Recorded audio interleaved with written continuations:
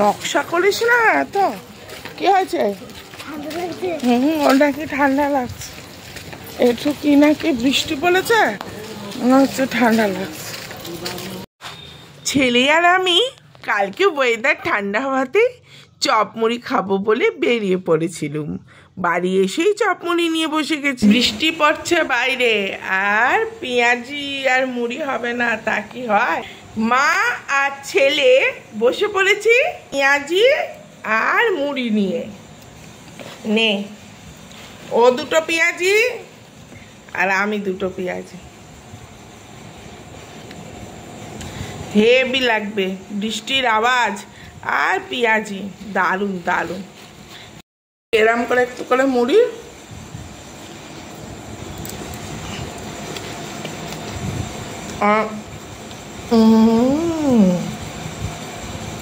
আরাম করে কামড় দিয়ে পেঁয়াজি,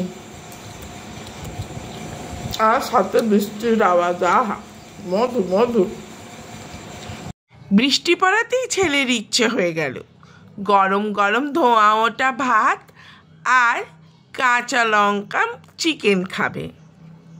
কি জ্বালা বলুন তো, আমিও তাই বসে গেলুম। কি আর করব, ছেলের জন্য ছেলের পছন্দ মতন খাবার বানাতে।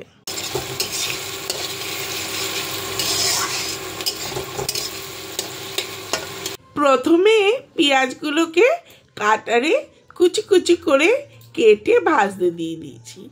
তারপর একটা পেস্ট তৈরি করব বলে আদা, পেঁয়াজ, রসুন, কাঁচা লঙ্কা, ধনে, জিরে, ছোট এলাচ, লবঙ্গ, দারচিনি আর সামান্য জায়ফল দিয়ে গ্রাইন্ডারে দিয়ে দিলুম। এরপরে পেঁয়াজ ভাজার সাথে একটু চিনি দিলাম যাতে কালারটা ভালো আসে। সামান্য একটুখানি নাড়িয়ে চাড়িয়ে নিলুম। এবার পেঁয়াজটা বাদামি বাদামি হয়ে গেছে, এই বেটে রাখা বাটনাটা দিয়ে দিলাম।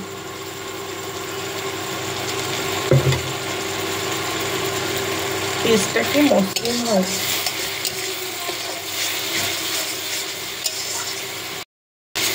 ভালো করে এটাকে নাড়িয়ে নিই। এবার মশলাটা কষাতে কষাতেই এর মধ্যে একটু নুন অ্যাড করে দিলাম। নুন অ্যাড করে দিয়ে আবার একটু সামান্য নাড়িয়ে চাড়িয়ে নিলাম। এরপর সামান্য জল দিয়ে দিয়ে মশলাটাকে ভালো করে কষিয়ে নিচ্ছিলাম। তার কারণ হচ্ছে যাতে কাঁচা গন্ধ না ছাড়ে। কাঁচা গন্ধ ছাড়লে কিন্তু এই মাংসের মজাটা আসবে না। এরই মধ্যে আমি একটু কাশ্মীরি লঙ্কার গুঁড়ো মিশিয়ে দিলাম যাতে কালারটা ভালো আসে। ব্যাস, আর কি, তারই মধ্যে দিলাম চিকেনগুলোকে ঢেলে দিয়ে এইবারে ভালো করে নাড়িয়ে চাড়িয়ে কষাতে লাগলাম।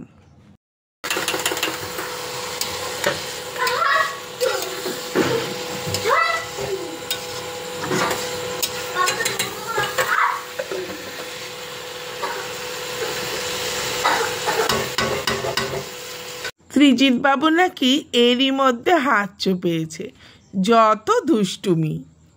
চিকেন হওয়াতে রাত্রিবেলায় ঠান্ডা ঠান্ডা ওয়েদারে তার তো বিশাল আনন্দ। এরই মধ্যে আমি কিছুটা আবার হলুদও দিয়ে ভালো করে কষাতে লাগলাম।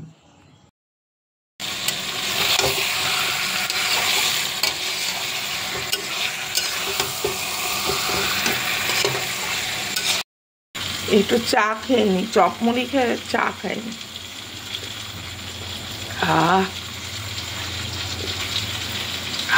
মাথাটা যেন ছেড়ে গেল। কর্তামশাই বৃষ্টির মধ্যে অফিস থেকে বাড়ি ফিরেই গরম গরম চা করলো, সাথে আমার জন্য করলো। উপরি পাওনাকে ছাড়ে বলুন তো। আমিও 100 গ্রাম দই ভালো করে ফেটাতে ফেটাতে চাটাকে খেয়ে নিলুম।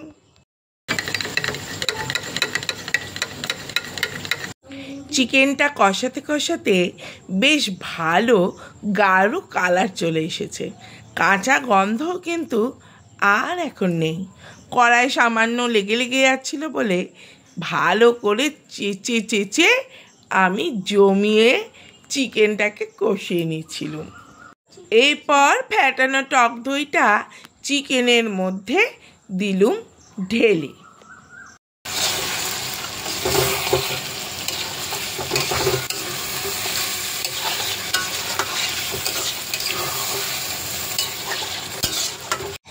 এরপর আর কি খুন্তি দিয়ে ভালো করে নাড়িয়ে চাড়িয়ে নিলুম।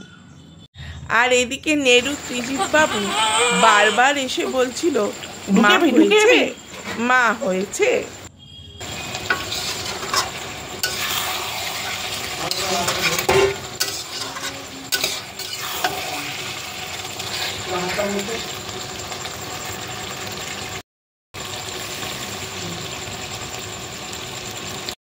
এইবার ঢাকনাটাকে দিয়ে দিলুম চিকেনটা সিদ্ধ হওয়ার জন্য, যাতে চিকেনটা আরও ভালো করে সিদ্ধ হয়ে যায়। তারপরে কিছুক্ষণ বাদে ঢাকনাটাকে আবার খুলে দিলাম, দেখতে যে চিকেনটা এবার ঠিক মতন হয়েছে কিনা। বাহ, দারুণ হয়েছে, জলও ছেড়েছে কিছুটা, গ্রেভিও হয়েছে।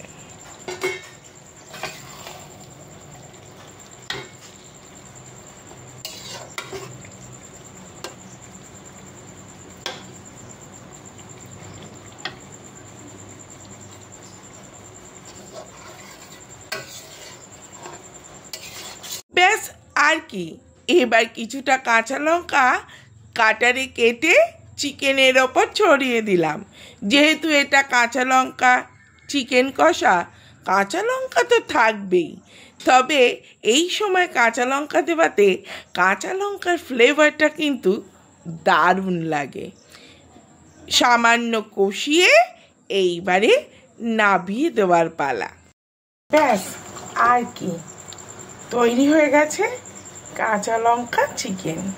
এরপর রান্না রেডি হওয়াতেই 3 জনের জোর খিদে পেয়ে গেছে, তাই চটপট বসে পড়লুম ভাতের থালা, স্যালাড আর এই কাঁচা লঙ্কার চিকেন কষা নিয়ে। এত কষ্ট করে রান্না করেছি, জমিয়ে খাবো না বলুন তো? ত্রিজিৎ বাবুর পাতে পড়বে কাঁচা লঙ্কা চিকেন। কোনটা মেটে গো?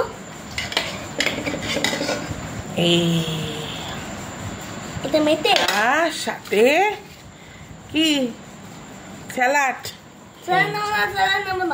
একটু খেতে হয়, একটু সব খেতে হয়। টেকো বাবু কেমন হয়েছে? দারুণ। হ্যাঁ দারুণ দারুণ হয়েছে। কেন?